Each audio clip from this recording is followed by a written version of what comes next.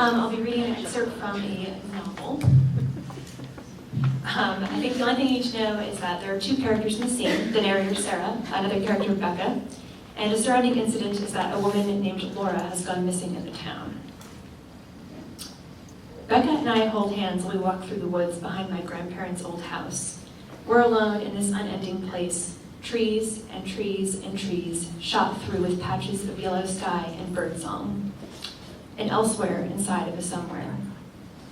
The woods slope into an embankment where, years ago, my grandfather would haul the leaves he'd raked, wheelbarrows full of leaves, which poured like red and yellow gems over the side of the slope, creating another matted layer, the compost pile, where Christmas trees were shucked and left to lose their needles. There's a birch tree that juts out from the slope, the elbow tree we'd called it, because it looks like an arm, flexed. I used to sit in the crook of the tree, legs dangling, and swat at the leaves my grandfather would pour from the wheelbarrow, deep yellow with orange blots burned in, the raw, tight red of maples. This is my favorite tree, I say. Becca laughs. What a New England thing to say. There's room for two on the elbow tree. I step onto the bend first, using the straight part of the trunk to steady myself.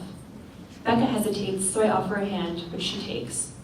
She flashes that canine tooth smile. I think of last night, of how she kissed me on the porch, about how the buzz of whiskey had made that kiss feel chaste somehow, a gesture of affection that came with sharing secrets and drinks, but nothing more. I swing my legs back and forth. Only my grandfather and I know about this place. It was our favorite spot. We'd sit here, tell stories, listen to the rain. It's beautiful, she says. The river is just over there, I say, pointing, even though she's already looking in that direction.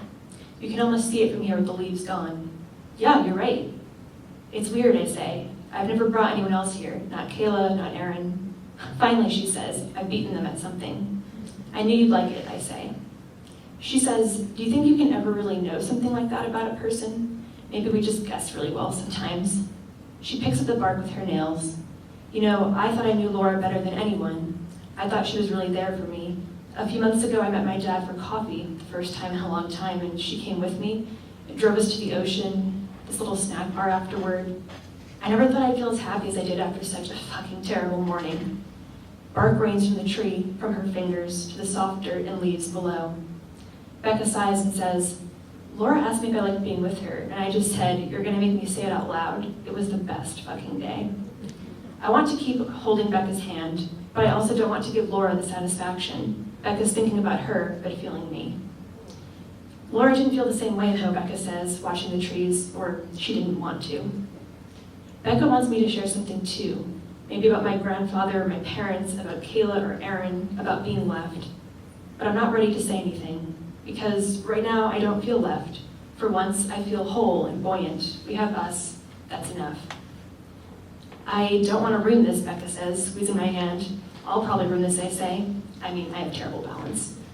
Shut up, she says, smiling. I know it isn't fair, but that's how it is, I say. And then I kiss her. I've never touched anyone the way she's touching me. I've never really wanted to. It feels like we're buzzing with all the pieces of the woods. Pine needles cling to our clothes the way fingers cling. The scar knuckling her lip presses against my mouth the way birch bark presses against skin. And we knead together the same way the autumn sun kneads the treetops into ink. Thank you.